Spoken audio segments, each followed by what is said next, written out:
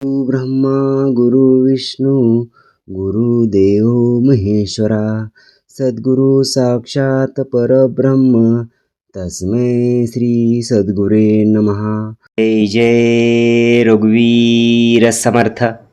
श्रीमत दासबोध दशक 7वा चतुर्दश ब्रह्मनाम समास 8वा श्रवण निरूपण नाम श्रीराम समर्थ।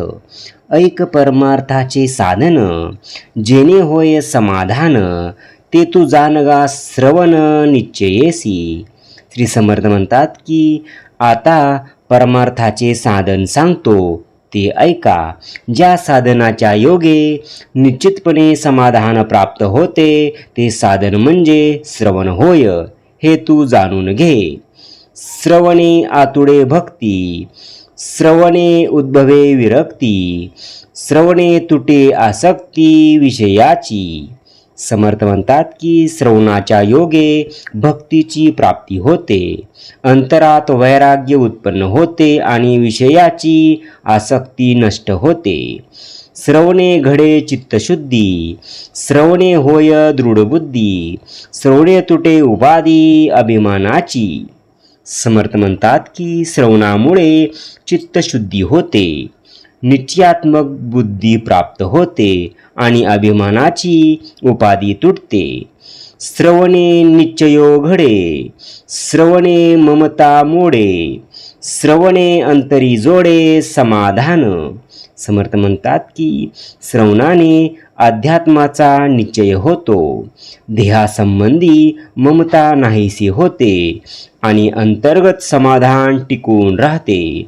श्रवणे आशंका फिटे, श्रवणे संशयो तुटे, श्रवण होता पालटे पूर्वगुण आपुला। समर्थ म्हणतात की श्रवणाने शंकाचे निरसन होते, संशय नाहीसे होतात आणि मुख्य म्हणजे आपले पूर्वीचे गुण पालटतात। श्रवणे आवरे मन, श्रवणे घडे समाधान, श्रवणे तुटे बंधन देहबुद्धीचे। समर्थ म्हणतात की श्रवणाने मनोनिग्रह साधू लागतो, समाधान लाभते आणि देहबुद्धीचे बंधन तुटून जाते। श्रवणे मी पण जाय, श्रवणे धोका नये, श्रवणे नाना उपाय भस्म होती। समर्थ म्हणतात की श्रवणाने मीपणा नाहीसा पावतो, अहंकार नष्ट होतो, धोका टळतो आणि नाना प्रकारचे अपाय भस्मसात होतात। श्रवणे होय कार्यसिद्धी, श्रवणे लागे समाधी, श्रवणे घडे सर्व सिद्धी समाधानाची। समर्थ सांगतात की श्रवणाने कार्यसिद्धी होते, समाधी लागते आणि शाश्वत समाधानाची सिद्धी प्राप्त होते। सत्संगावरी श्रवण तेने कळे निरूपण, श्रवणे होई जे आपण तदाकार। समर्थ म्हणतात की संतांच्या सानिध्यात अध्यात्म निरूपणाचे श्रवण घडले की आपण अर्थाशी एकरूप होतो। श्रवणे प्रबोध वाढे, श्रवणे प्रज्ञा चढे, श्रवणे विषयाचे ओढे तुटून जाती।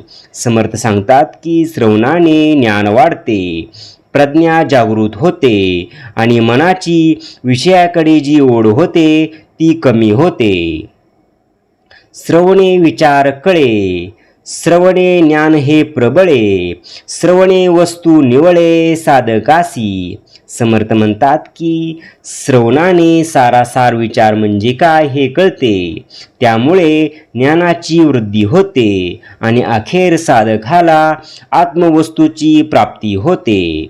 श्रवणे सद्बुद्धी लागे, श्रवणे विवेक जागे, श्रवणे मन हे मागे भगवंतासी। समर्थ सांगतात की श्रवणाने सद्बुद्धी उत्पन्न होते, विवेक जागृत होतो आणि मन भगवंताची मागणी करू लागते। श्रवणे कुसंग तुटे, श्रवणे काम ओहटे, श्रवणे धोका आटे एक सरा। समर्थ म्हणतात की श्रवणाने कुसंगती सुटते, कामविकार कमी होऊ लागतात आणि त्याचबरोबर धोके कमी होऊ लागतात। श्रवणे मोहनासे, श्रवणे स्फूर्ती प्रकाशे, श्रवणे सद्वस्तू भासे निश्चयात्मक. समर्थ म्हणतात की श्रवणाने मोहाचा नाश होतो, प्रतिभा किंवा काव्यासी प्रकाशू लागते आणि आत्मवस्तूचे निश्चयात्मक ज्ञान प्राप्त होते. श्रवणे होय उत्तम गती, श्रवणे आतुडे शांती, श्रवणे पाहिजे निवृत्ती अचळ पद. समर्थ म्हणतात की श्रवणाच्या योगे उत्तम गती मिळते, शांतीचा लाभ होतो आणि वृत्तीरहित परब्रह्माची प्राप्ती होते. श्रवणा ऐसे सार नाही, श्रवणे घडे सर्व काही, भवनदीच्या प्रवाही तरुणोपाय श्रवणे.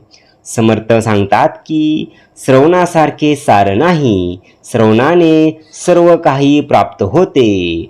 या संसाररूपी भवनदीच्या प्रवाहातून तरुण जाण्यास श्रवण हाच उपाय आहे.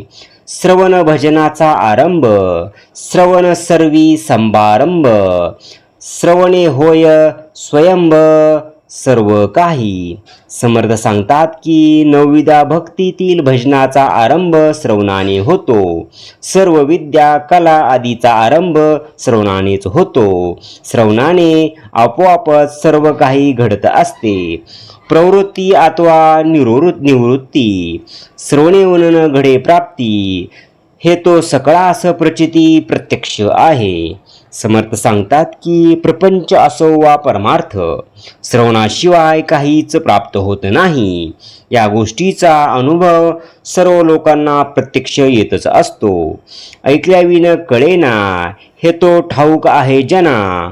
त्या काळेने कारणे मूळ प्रयत्ना श्रवण आधी. समर्थ सांगतात की कुठलीही गोष्ट ऐकल्याशिवाय कळत नाही, हे सर्व लोकांना माहीतच आहे.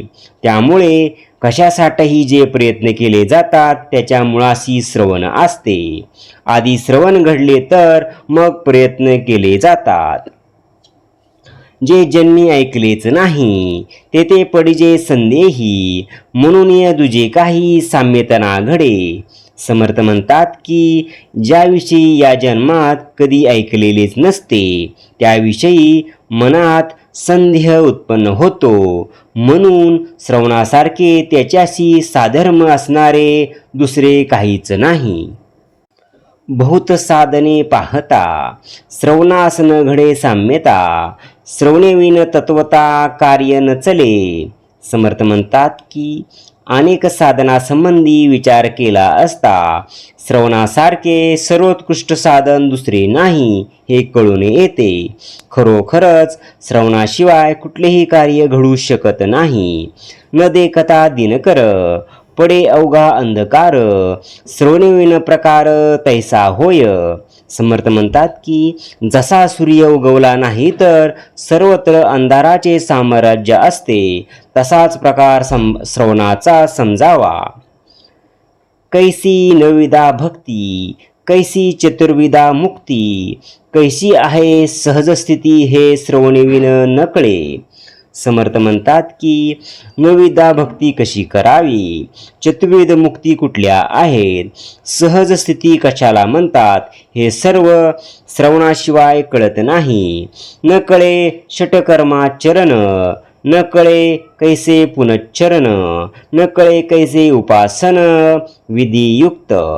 समर्थ म्हणतात की षडविध कर्माचरण म्हणजे खान, संध्या, जप, होम, पठण, पाठन, देवार्थचन आणि वैश्वदेव कसे करावे, पुनच्चरण म्हणजे काय, तसेच विधियुक्त उपासना कशी करावी वगैरे सर्व गोष्टी श्रवणाशिवाय कळत नाहीत. नाना व्रते नाना दाने, नाना तपे नाना साधने, नाना योग तीर्थाटने, श्रवणेविन न कळती. समर्थ सांगतात की नाना व्रते, नाना दाने, नाना तपे, नाना साधने, नाना प्रकारचे योग, नाना तीर्थानी याचे श्रवण, याचे ज्ञान श्रवणाशिवाय होत नाही. नाना विद्यापिंड ज्ञान, नाना तत्वाचे शोधन, नाना कळा ब्रह्मज्ञान श्रवणेविन न कळे. समर्थ म्हणतात की नाना विद्या, पिढ्यानपिढ्या नाना तत्वाचे शोधन, नाना कल, ब्रह्मज्ञान यापैकी काही श्रवणाशिवाय कळत नाही. 18 भार वनस्पती, एक्या जळे प्रबळती, ऐक्या रसे उत्पत्ती सकळ जीवांची. समर्थ म्हणतात की ज्याप्रमाणे 18 भार वनस्पतीची वाढ एका जळामुळेच होते, सर्व जीवाची उत्पत्ती एका रसापासूनच होते. सकळ जीवास एक पृथ्वी, सकळ जीवास एक रवी, सकळ जीवास वर्तवी एक वायू. समर्थ ते सांगतात की सर्व जीवांना आश्रय एकाच पृथ्वीचा असतो, सर्वांना प्रकाश देणारा सूर्यही एकच असतो आणि सर्व प्राण्याचे चलनवलन करविणारा वायूही एकच असतो. सकळ जीवास एक पैस, जयास पाहिजे आकाश, सकळ जीवास वास एक परब्रह्मी. समर्थ म्हणतात की सर्व जीवांना एकाच आकाशात अवकाश मिळतो आणि सर्व जीवांचा वास एकाच परब्रह्माच्या ठिकाणी असतो. तैसे सकळ जीवास मिळून सार एकची साधन, ते तू जान श्रवण प्राणी मात्रासी. समर्थ म्हणतात की त्याप्रमाणे सर्व जीवांना मिळून सारभूत असे एकच साधन म्हणजे श्रवण होय. हेच सर्व प्राणीमात्राचे कल्याण करणारे आहे. नाना देश भाषा मते, भूमंडळी अख्याते, नाना देश भाषा मते, भूमंडळी असंख्याते, सर्वास श्रवण परते साधनची नाही. समर्थ म्हणतात की पृथ्वीवर नाना देश आहेत, अनेक भाषा बोलल्या जातात, असंख्य मते आहेत, पण सर्वोपयोगी असे श्रवणासारखे दुसरे साधनच नाही. श्रवणे घडे उपरती, बद्धाचे मुमुक्ष होती, मुमुक्षाचे साधक होती, नेमेसे चालती. समर्थ म्हणतात की श्रवणाने उपरती होती व बद्ध असतात ते मुमुक्ष होतात आणि मुमुक्ष असतात ते अत्यंत नियमनिष्ठ साधक बनतात. साधकाची होती सिद्ध, अंगी बाणता प्रबोध, हे तो आहे प्रसिद्ध सकळास ठाऊके. समर्थ म्हणतात की जे साधक असतात त्यांच्या ठिकाणी प्रबोध बाणतो म्हणजे निश्चयात्मक ज्ञानाची त्यांना प्राप्ती होऊन ते सिद्ध होतात. ठाईचे खळ चांडाळ, तेची होती पुण्यशीळ, ऐसा गुण तत्काळ श्रवणाचा. समर्थ सांगतात की अत्यंत दृष्ट, दुर्जन, चांडाळ जरी असले तरी श्रवणाच्या योगे ते पुण्यशील होतात. असा हा श्रवणाचा फलदायी गुण आहे. जो दुर्बुद्धी दुरात्मा तोची होय पुण्यात्मा, अगाध महिमा श्रवणाचा बोलिला न वचरे. समर्थ म्हणतात की जो दुर्बुद्धी दुरात्मा असतो तो श्रवणाने पुण्यात्मा होतो. असा श्रवणाचा अगाध महिमा आहे, याचे यथार्थ वर्णन करताच येत नाही. तीर्थव्रताची फलश्रुती पुढे होणार सांगती, तैसे नव्हे हातीच्या हाती सप्रचित श्रवणे. समर्थ म्हणतात की तीर्थयात्रा, व्रते वगैरेची फलश्रुती भविष्यकाळात फळ देणारी असते, पण श्रवणाचे तशी नाही, त्याचे फळ हातोहात मिळते. ही अनुभवाची गोष्ट आहे. नाना रोग नाना व्याधी, तत्काळ तोडजे औषधी, तैसी आहे श्रवणसिद्धी अनुभवी जाणती. समर्थ म्हणतात की नाना रोग नाना व्याधी असल्या तरी काही रामबाण औषधी असे असतात की त्या रोगाचा तत्काळ नाश होतो. श्रवणाची कार्यसिद्धीसुद्धा अशीच तत्काळ फळ देणारी आहे, हे अनुभवी लोक जाणतात. श्रवणाचा विचार कळे तरीच भाग्यश्री प्रबळे, मुख्य परमात्मा आकळे स्वानुभवासी. समर्थ म्हणतात की श्रवणातील विचाराचे नीट आकलन झाले तरच तत्काळ भाग्य उदयास येते आणि मुख्य परमात्माच स्वानुभवाच्या योगे प्राप्त होतो. या नाव जाणावे मनन, अर्थालागी सावधान, निजध्यासे समाधान होत असे. समर्थ म्हणतात की श्रवणाचा विचार करणे, सावधपणे अर्थ समजून घेणे, त्याचे वारंवार चिंतन करणे यास मनन म्हणतात. त्याचे सतत अनुसंधान ठेवणे याला निजध्यास म्हणतात आणि त्या योगेच समाधान लाभते. बोलल्याचा अर्थ कळे, तरीच समाधान निवळे, अकस्मात अंतरी ओळे निसंदेह. समर्थ म्हणतात की वक्ता जो बोलतो त्याचा अर्थ जर कळला तरच समाधान मिळते व सतत अनुसंधान करण्याने अकस्मात अंतरात निश्चयात्मक स्वस्वरूप भावन येऊन निसंदेहता प्राप्त होते. संदेह जन्माचे मूळ, ते श्रवणे होय निर्मूळ, पुढे सहजीची प्रांजळ समाधान. समर्थ म्हणतात की संदेहामुळे वारंवार जन्म घ्यावा लागतो. तो संदेह श्रवणाने मुळासकट नष्ट होतो आणि त्यापुढे पुढे अगदी सहजच प्रांजळ समाधान लाभते. जेथे नाही श्रवण मनन तेथे कैसे समाधान, मुक्तपणाचे बंधन जडले पायी. समर्थ म्हणतात की जेथे श्रवण मनन नसते तेथे समाधान कसे टिकून राहणार. मी मुक्त झालो या अभिमानामुळे श्रवण मनन केले नाही तर मुक्तपणाच्या अभिमानामुळे तो बद्ध होतो. मुमुक्ष साधक अथवा सिद्ध, श्रवणविन तो बद्ध, श्रवण मनने शुद्ध चित्तवृत्ती होय. समर्थ म्हणतात की मोक्ष असो वा साधक वा सिद्ध, श्रवण आणि मननाशिवाय तो अबद्ध जाणावा. श्रवण आणि मननामुळेच चित्तवृत्ती शुद्ध होते. जेथे नाही नित्यश्रवण ते जाणावे विलक्षण, ते साधके एकशन कर्मू नये सर्वथा. समर्थ या ठिकाणी सांगतात की ज्या ठिकाणी नित्य अध्यात्माचे श्रवण होत नसेल ते विपरीत जाणून साधकाने तेथे खरोखर एक क्षणही थांबू नये. जेथे नाही श्रवण स्वार्थ तेथे कैसा हो परमार्थ, मागे केले तितके व्यर्थ श्रवणेविन होय. समर्थ म्हणतात की जेथे श्रवणरूपी स्वार्थ साधला जात नाही तेथे परमार्थ तरी कुठला साध्य होणार. पूर्वी जे काही साधन केले असेल तेही श्रवणाशिवाय व्यर्थच होय. तस्मात श्रवण करणे साधन मनी धरावे, नित्यनेमी तरावे संसार सागरी.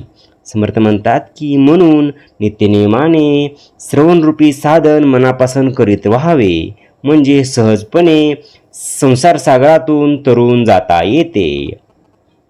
सेविलीची सेवावे अन्न, घेतलीची घ्यावे जीवन, तैसे श्रवण मनन केलीची करावे. समर्थ या ठिकाणी सांगतात की ज्याप्रमाणे वारंवार अन्न सेवन करावे लागते किंवा पाणी घ्यावे लागते त्याप्रमाणे श्रवण हे परमार्थास अत्यंत आवश्यक असल्याने श्रवण मनन कधीच सोडू नये. श्रवणाचा अनादर आळसे करी जो नर, त्याचा होय अपहार स्वहिताविषयी. समर्थ या ठिकाणी सांगतात की जो कोणी मनुष्य आळसाने श्रवणाचा अनादर करतो तो स्वहितास मुक्तो. आळसाचे संरक्षण परमार्थाची बुडवण, या कारणे नित्यश्रवण केलीची पाहिजे. समर्थ म्हणतात की त्याच्या आळसाचे संरक्षण होते आणि परमार्थाची बुडवणूक होते. म्हणून असे होऊ नये असे त्याला वाटत असेल तर त्याने श्रवण केलेच पाहिजे. आता श्रवण कैसे करावे, कोण्या ग्रंथास पहावे, पुढली समासे सांगिले अवघे सांगिजेल. समर्थ म्हणतात की आता पुढील समासात श्रवण कसे करावे, कोणते ग्रंथ पहावेत हे सर्व सांगितले जाईल. इति श्री दासबोधे गुरु शिष्य संवादे श्रवण निरूपण नाम समास 8वा. जय जय रघुवीर समर्थ. ओम श्री गुरु दत्तात्रेय श्रीपाद श्री वल्लभाय नमः. ओम श्री गुरु दत्तात्रेय श्रीपाद श्री वल्लभाय नमः. ओम श्री गुरु दत्तात्रेय श्रीपाद श्री वल्लभाय नमः. ओम श्री गुरु दत्तात्रेय श्रीपाद श्री वल्लभाय नमः. ओम श्री गुरु दत्तात्रेय श्रीपाद श्री वल्लभाय नमः. ओम श्री गुरु दत्तात्रेय श्रीपाद श्री वल्लभाय नमः. ओम श्री गुरु दत्तात्रेय श्रीपाद श्री वल्लभाय नमः. ओम ओम श्री गुरुदत्तात्रेय श्रीपाद श्रीवल्लभाय नमः. ओम श्री गुरुदत्तात्रेय श्रीपाद श्रीवल्लभाय नमः. ओम श्री गुरुदत्तात्रेय श्रीपाद श्रीवल्लभाय नमः. ओम श्री गुरुदत्तात्रेय श्रीपाद श्रीवल्लभाय नमः. ओम श्री गुरुदत्तात्रेय श्रीपाद श्रीवल्लभाय नमः. ओम श्री गुरुदत्तात्रेय श्रीपाद श्रीवल्लभाय नमः. ओम श्री गुरुदत्तात्रेय श्रीपाद श्रीवल्लभाय नमः. ओम श्री गुरुदत्तात्रेय श्रीपाद श्रीवल्लभाय नमः. ओम श्री गुरुदत्तात्रेय श्रीपाद श्रीवल्लभाय नमः. जय सद्गुरु. ओम श्री गुरुदत्तात्रेय श्रीपाद श्रीवल्लभाय नमः. ओम श्री गुरुदत्तात्रेय श्रीपाद श्रीवल्लभाय नमः. ओम श्री गुरुदत्तात्रेय श्रीपाद श्रीवल्लभाय नमः. ओम श्री गुरुदत्तात्रेय श्रीपाद श्रीवल्लभाय नमः. ओम श्री गुरुदत्तात्रेय श्रीपाद श्रीवल्लभाय नमः. ओम श्री गुरुदत्तात्रेय श्रीपाद श्रीवल्लभाय नमः. ओम श्री गुरुदत्तात्रेय श्रीपाद श्रीवल्लभाय नमः. ओम श्री गुरुदत्तात्रेय श्रीपाद श्रीवल्लभाय नमः. ओम श्री गुरुदत्तात्रेय श्रीपाद श्रीवल्लभाय नमः. ओम श्री गुरुदत्तात्रेय श्रीपाद श्रीवल्लभाय नमः. ओम श्री गुरुदत्तात्रेय श्रीपाद श्रीवल्लभाय नमः. ओम श्री गुरुदत्तात्रेय श्रीपाद श्रीवल्लभाय नमः. ओम श्री गुरुदत्तात्रेय श्रीपाद श्रीवल्लभाय नमः. ओम श्री गुरुदत्तात्रेय श्रीपाद श्रीवल्लभाय नमः. ओम श्री गुरुदत्तात्रेय श्रीपाद श्रीवल्लभाय नमः. ओम श्री गुरुदत्तात्रेय श्रीपाद श्रीवल्लभाय नमः. जय सद्गुरु. ओम श्री गुरुदत्तात्रेय श्रीपाद श्रीवल्लभाय नमः. ओम श्री गुरुदत्तात्रेय श्रीपाद श्रीवल्लभाय नमः. ओम श्री गुरुदत्तात्रेय श्रीपाद श्रीवल्लभाय नमः. ओम श्री गुरुदत्तात्रेय श्रीपाद श्रीवल्लभाय नमः. ओम श्री गुरुदत्तात्रेय श्रीपाद श्रीवल्लभाय नमः. ओम श्री गुरुदत्तात्रेय श्रीपाद श्रीवल्लभाय नमः. ओम श्री गुरुदत्तात्रेय श्रीपाद श्रीवल्लभाय नमः. ओम श्री गुरुदत्तात्रेय श्रीपाद श्रीवल्लभाय नमः. ओम श्री गुरुदत्तात्रेय श्रीपाद श्रीवल्लभाय नमः. ओम श्री गुरुदत्तात्रेय श्रीपाद श्रीवल्लभाय नमः. ओम श्री गुरुदत्तात्रेय श्रीपाद श्रीवल्लभाय नमः. ओम श्री गुरुदत्तात्रेय श्रीपाद श्रीवल्लभाय नमः. ओम श्री गुरुदत्तात्रेय श्रीपाद श्रीवल्लभाय नमः. ओम श्री गुरुदत्तात्रेय श्रीपाद श्रीवल्लभाय नमः. ओम श्री गुरुदत्तात्रेय श्रीपाद श्रीवल्लभाय नमः. ओम श्री गुरुदत्तात्रेय श्रीपाद श्रीवल्लभाय नमः. जय सद्गुरु. ओम श्री गुरुदत्तात्रेय श्रीपाद श्रीवल्लभाय नमः. ओम श्री गुरुदत्तात्रेय श्रीपाद श्रीवल्लभाय नमः. ओम श्री गुरुदत्तात्रेय श्रीपाद श्रीवल्लभाय नमः. ओम श्री गुरुदत्तात्रेय श्रीपाद श्रीवल्लभाय नमः. ओम श्री गुरुदत्तात्रेय श्रीपाद श्रीवल्लभाय नमः. ओम श्री गुरुदत्तात्रेय श्रीपाद श्रीवल्लभाय नमः. ओम श्री गुरुदत्तात्रेय श्रीपाद श्रीवल्लभाय नमः. ओम श्री गुरुदत्तात्रेय श्रीपाद श्रीवल्लभाय नमः.